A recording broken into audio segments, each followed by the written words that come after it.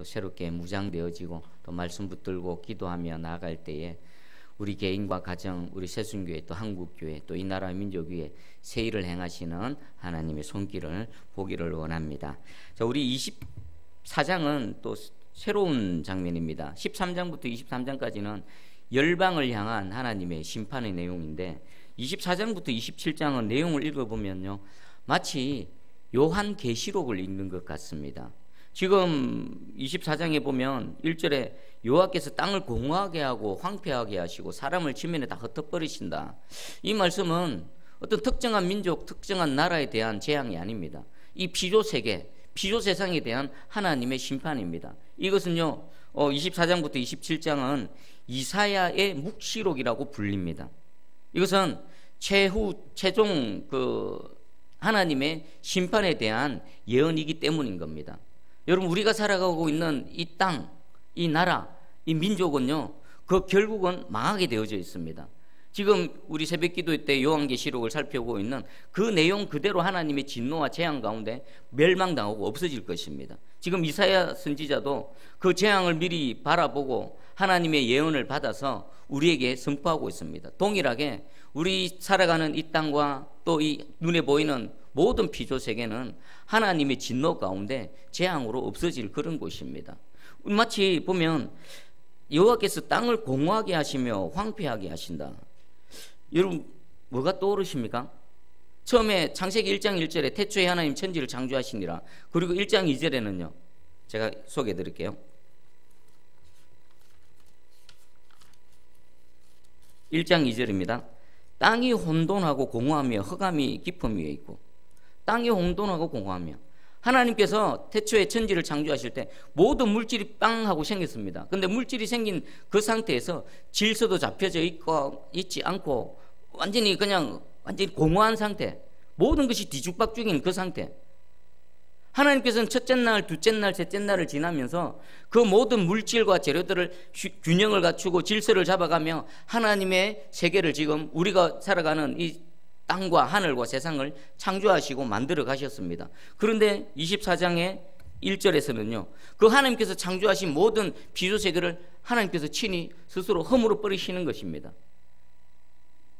그 첫째 날 이전의 상태로 완전히 되돌리신다라는 것입니다. 이 하나님의 진노가 이 모든 피조 세상에 다 임하는데 어느 정도냐? 우리 2절을 한번 읽어볼까요? 2절 한번 읽어봅니다. 시작. 백성과 제사장이 같을 것이며 종과 상전이 같을 것이며 여종과 여주인이 같을 것이며 사는 자와 파는 자가 같을 것이며 빌려주는 자와 빌리는 자가 같을 것이며 이자를 받는 자와 이자를 내는 자가 같을 것이라. 아멘. 하나님께서 이 땅에 진노를 내리실 때 그 재앙의 정도는 창조 이전으로 돌릴 정도로 이 전 우주적인, 그냥 단순히 나라와 민족 간의 어떤 전쟁, 기근 이 정도가 아니라 온 우주적인 재앙이라고 지금 경고하시면서 이 진노가 모든 사람에게 공평하게 임할 것을 말씀하고 있습니다. 여러분, 이 땅에는요, 죄인도 있고요, 또 의인도 있습니다. 또 죄인을 향해서 형벌이 가해집니다. 그런데 공평하게 가해지지 않습니다. 여러분, 그 백성과 제사장이 있고 또 종과 상전이 있고 여종과 여주인이 있고 사는 자 파는 자, 우리 인간관계 여러 가지 관계가 여기 나타나고 있습니다. 갑과 을의 관계입니다. 우리 대한민국만 한번 봐보십시오. 법이 적용되고 법이 집행되어질 때 어떻습니까? 법은 만민에게 공평하다라고 있는데 사실은 현실은 그렇지가 않습니다. 가진 자, 여기 보니까 상전하고 종하고의 법 적용과 집행이 다릅니다. 또 사는 자와 파는 자가 다릅니다. 여종과 여주인이 다릅니다. 어떤 사람은요, 여러 가지 죄악들 가운데 명백하게 드러났음에도 불구하고 그것이 죄로 결정이 안 납니다. 법이 집행이 안 되어집니다. 그런데 힘이 없고 권력이 없고 가진 게 없는 사람은 조그마한 어떤 죄악으로든요, 무자비한 형벌을 당합니다. 조그마한 인정도 없습니다.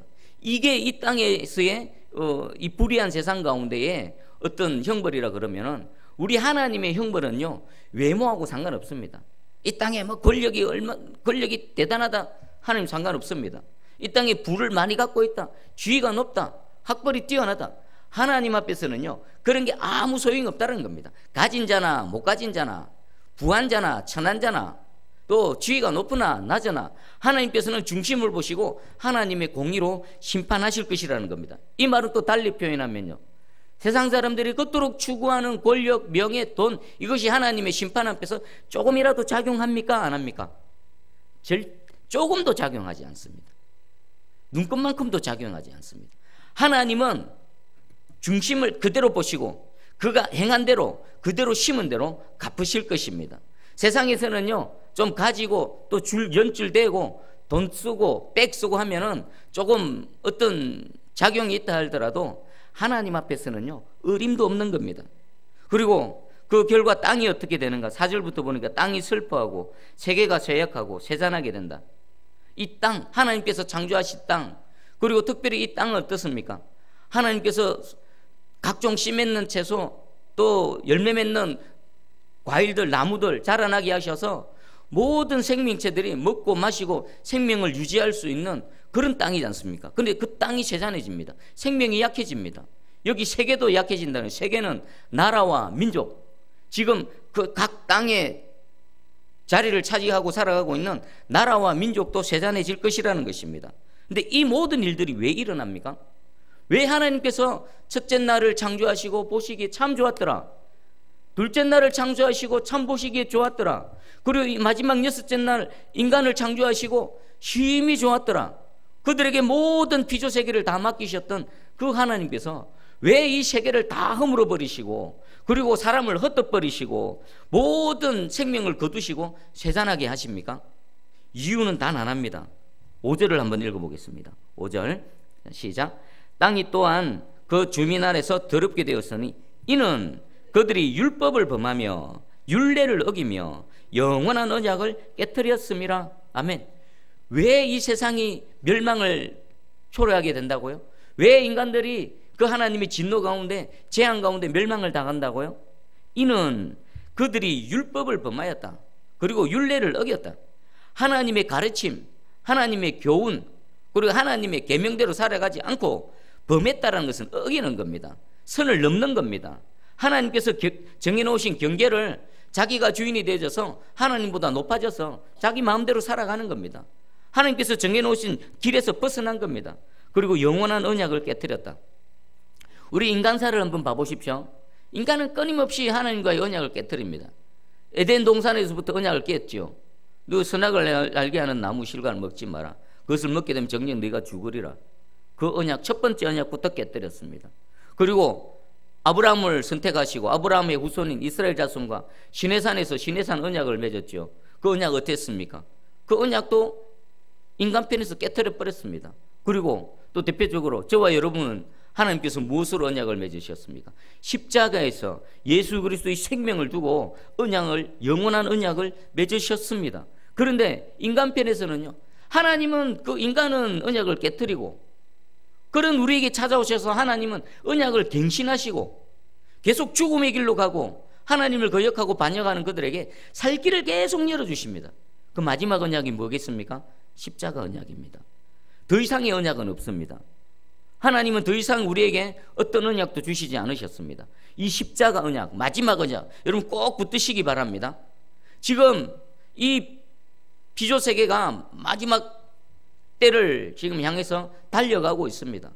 지금 차곡차곡 진노가 쌓이고 있습니다. 하는 것은 하나님을 향한 대적이요, 반역이요, 거역이요, 그리고 십자가에서 맺으신 그 언약을 깨트리는 겁니다. 그것 때문에 온 세상이 망하게 되어지는 겁니다. 그리고 땅이 저주를 받습니다. 6절 보니까 땅이 저주를 받고 또 정죄함을 받고 불탄다. 인간이 범죄하면 땅이 더럽혀집니다. 그러면 땅이요 인간을 내뱉습니다. 레위기에 보면 땅이 그 인간을 토해낸다라고 말하고 있습니다. 땅이 저주를 받습니다. 그리고 어떤 것도 내지 않습니다. 그게 7절부터 쭉 나옵니다. 새 포도즙이 있고 포도나무가 있습니다. 성경에서 포도주와 포도나무는요, 인생이 이 땅에서 살아가는 기쁨과 즐거움을 표현하는 겁니다. 그런데 새 포도즙이 말라버립니다. 포도주가 말라버립니다. 하나님께서는 우리 인생을 창조하시고 우리 영원한 생명도 주셨지만 이 땅에서 육체를 입고 살아가는 동안에 인간이 누려야 될 여러 가지 기쁨들을 주셨습니다. 사랑하는 남녀, 가정을 주시고, 또 사랑하는 자녀, 가정을 주시고, 또 옆에 있는 이웃, 우리 인간 동료들과 함께 서로 사랑하며 또 기쁨을 누리며, 때로는 어렵고 여러 가지 고난도 있지만 함께 그것을 극복해 나가며 먹고 마시고 살아가는 우리 인생들에게 주신 그런 기쁨이 있습니다. 그런데 하나님께서 그것을 거두어 가십니다. 8절 보니까 소고치는 기쁨이 그쳤다. 그리고 수금 타는 기쁨이 그쳤다. 그리고는요, 온통 10절에서 11절 보니까 모든 즐거움이 사라졌고 땅의 기쁨이 소멸되어졌다. 한번 생각해 보십시오. 우리가 살아가는 이 피조 세계의 근간이 흔들려 버립니다. 그뿐만 아니라 우리 하나님 나라와 민족을 다 흩어버리십니다. 경제 망하게 하십니다. 온통 전쟁과 기근으로 온통 서로가 고통스러운 세상을 만들 것입니다. 그 가운데는요, 어떤 기쁨도 없습니다. 어떤 즐거움도 없습니다. 지금처럼 편안하게 살아가는 거 기대할 수도 없는 것입니다. 그리고 우리 14절부터 보니까 좀 분위기가 바뀝니다. 우리 14절을 한번 읽어봅니다. 14절 시작. 무리가 소리를 높여 부를 것이며 여호와의 위엄으로 말미암아 바다에서부터 크게 외치리니. 무리가 소리를 높여 부르는 게 뭐겠습니까? 여호와의 위엄으로 말미암아 바다에서부터 크게 외친다. 이 무리들은 누구겠습니까? 바로 13절 뒷부분에 보니까 감람나무를 흔듦 같고 포도를 거둔 후에 그 남은 것을 죽음 같을 것이니라 해서 하나님의 심판이 철저하게 집행되어질 것이며, 그리고 하나님의 심판 아래 살아남을 자가 적다라는 겁니다. 그럼 이 무리들은 누굴까요? 하나님의 심판 가운데, 재앙 가운데서 살아남은 적은 무리들입니다. 이들은 그 재앙 가운데에 여호와를 향해서 소리 높여 부른다랍니다. 크게 외친다는 겁니다. 뭘까요? 그 하나님의 큰 진노, 심판 앞에 구원받은 구원의 감격인 것입니다. 자, 그러면 누가 구원을 받을까요? 우리 계시록에 보면요, 하나님께서 그 나팔 재앙을 내리시기 이전에, 또 인 재앙을 내리시기 이전에 그 천사들을 향해서 명령하십니다. 어떤 명령하십니까? 내 종들에게 이마에 인을 쳐라. 내 종의 이마에 인을 쳐라. 그리고 그 이후에 하나님께서 어떤 심판, 어떤 재앙을 내리신다 하더라도 그 재앙과 심판은요, 입맞은 자들에게는 미치지가 않는 겁니다. 그러면 이 무리들은 하나님의 그 천사들로부터 그 이마에 인침을 받은 자들입니다. 그럼 누가 인침을 받은 사람들이겠습니까? 우리 바로 우리 5절에 있는 그들이 율법을 범하며 율례를 어기며 영원한 언약을 깨뜨렸다. 이것 때문에 재앙과 진노가 임했다라면은, 그럼 이 무리들, 적은 무리의 남은 자들은 어떤 사람들이겠습니까?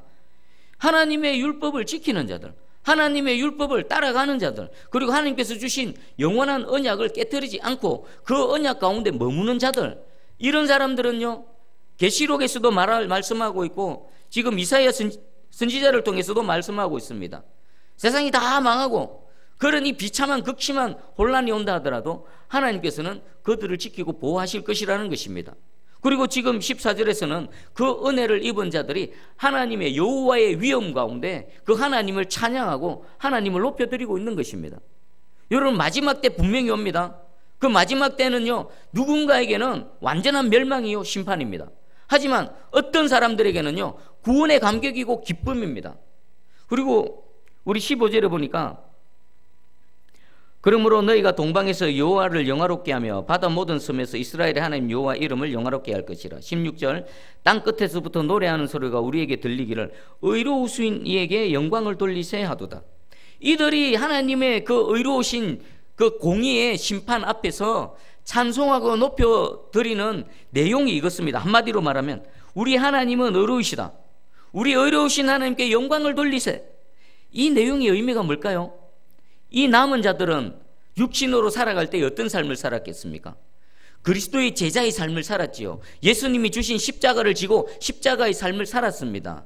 그리고 하나님께서 주신 정인의 삶을 살았습니다.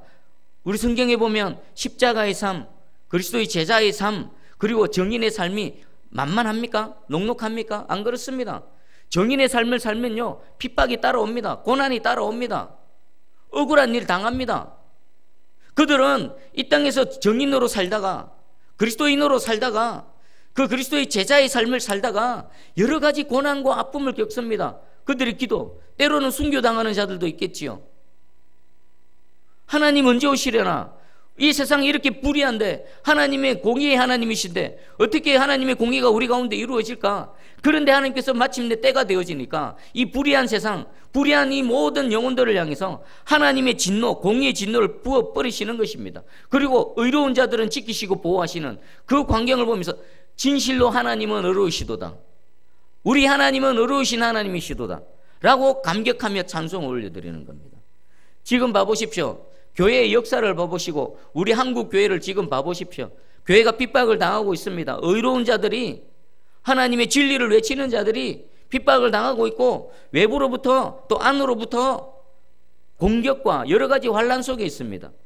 오늘 이 말씀으로 여러분 위로함 받으시기 바랍니다. 하나님은 반드시 공의의 하나님이셔서 모든 불의를 심판하시고 그 하나님의 진노로 쏟아부으실 것입니다. 그리고 그때는 지금 그 하나님의 자리에서, 정인의 자리에서 고통당하고 핍박당하는 자들, 그들이 옳았음을, 그리고 하나님이 진정 살아계신 하나님이심을 분명히 나타내 보일 줄 믿습니다. 그리고 이 상황 속에서 우리 이사야 선지자는 약간 이 내면에 갈등이 있습니다. 갈등. 어떤 갈등이 있는가? 16절을 한번 읽어보겠습니다. 16절. 자, 시작. 땅 끝에서부터 노래하는 소리가 우리에게 들리기를 의로우신 이에게 영광을 돌리시 하도다. 그러나 나는 이르기를 나는 쇠잔하였고 나는 쇠잔하였으니 내게 화가 있도다. 배신자들은 배신하고 배신자들이 크게 배신하였도다. 아멘. 이 16절에는요 이사야 선지자의 이 복잡한 마음이, 심경이 그대로 나타나고 있습니다. 하나님께서 계시를 주셔서 장차 이 불의한 세상, 이 악한 자들을 어떻게 심판하실 것인지에 대해서 지금 말씀을 받았습니다. 그리고 그것으로 인해서 정말 하나님은 의로우신 하나님이시다라고 함께 감격하면서 찬양합니다. 그런데 동시에 그 내 영혼이 쇠잔한다, 내게 화가 있도다, 마음에 극심한 어떤 고통이 있습니다. 이 고통은 뭐겠습니까? 한편으로는 하나님께서 의로우셔서 불의한 세상을 심판하신 것 때문에 기뻐서 찬송을 하는데, 또 한편으로는 내면에 극심한 고통이 있습니다. 이 고통의 의미는 뭘까요? 비록 불의한 자들, 비록 하나님을 대적하고 그 언약을 깨뜨리고 율례와 법도를 어겼던 그들, 그것으로 인해서 하나님의 재앙을 당하고 있는데, 그 광경을 지금 보고 있는 이사야, 그 상황이 너무나 비참해서 차마 눈 뜨고 못 보는 겁니다. 여기 배신자들은 배신하고 또 배신자들이 크게 배신하였도다. 이 마지막 때가 되어지고 양식이 없어지고 모든 삶이 어려워지면 인간의 삶은 어떻게 될까요? 질서 다 무너집니다. 그나마 국가 공권력 없어집니다. 질서도 없어지고 완전히 무정부 상태, 완전 약육강식의 그런 상태로 완전한 혼란에 빠져버릴 것입니다. 그러면 어떻게 될까요? 힘 있는 자들은 힘 없는 자들을 약탈하게 될 것이고, 온통 우리 인류 역사에 일어났던 모든 비참한 폭력, 악행들이 다 저질러질 것입니다.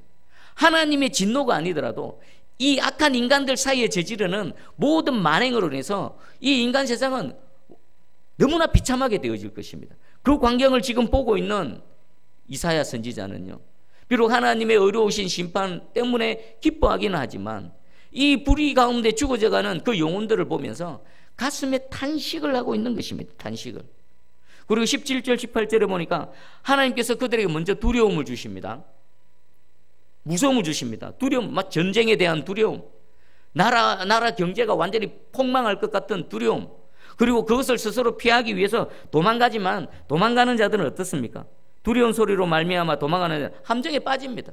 스스로 살 길을 찾으려고 가봤자 그냥 함정에 빠집니다.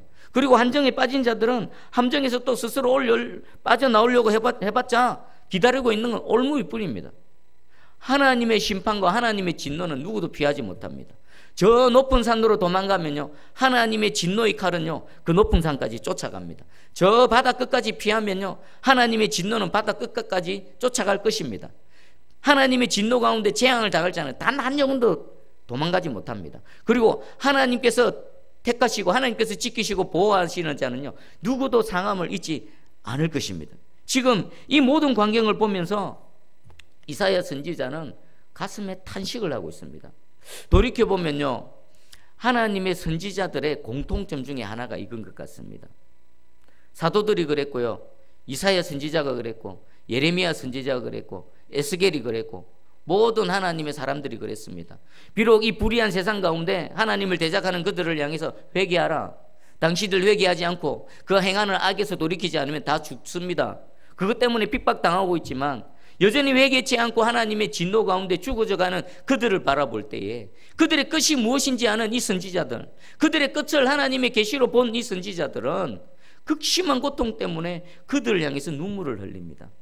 자, 우리는 오늘 이 이사야의 마음이 우리 가운데 있기 원합니다. 첫 번째 하나는요, 우리 불의한 세상 가운데 그리스도인으로 살아갈 때에 지금 우리 세상을 보면 이 불의한 자들 때문에 우리 교회가 핍박을 당하고 하나님을 향해 또 헌신하는 자들이 여러 가지 어려움을 당할 때문에 마음이 아픕니다. 하지만 하나님은 반드시 공의로 심판하십니다. 그리고 그것에 대한 확실한 믿음과 동시에 여전히 죄악 가운데 바로 이 당해야 될 심판을 당한 그 영혼들을 향한 이 이사야 선지자의 마음, 예레미야의 마음, 이 마음은 하나님의 마음일 것입니다. 이 마음으로 이 죄악된 세상을 향해서 또 중보자의 길로 우리가 함께 기도하며 나아가기 원합니다. 그게 바로 진정한 정인의 삶이 아닌가 싶습니다. 오늘 여러분 우리 이 땅을 바라보며 기도하시고요, 하나님 공의로 심판하셔서 빨리 하나님께서 진정 살아계신 하나님이시며 우리 하나님의 종들 건져주셔서 하나님 그들을 의롭게 해주시고 동시에 불의함 가운데 죽어져가는 그들 하나님 재앙으로 또 재앙 가운데 그 자신을 알고 돌이키고 하나님께 돌아오게 해 주시옵소서. 함께 기도하는 이 시간 되기를 바랍니다. 우리 찬송하고 계속 기도하며 나가겠습니다.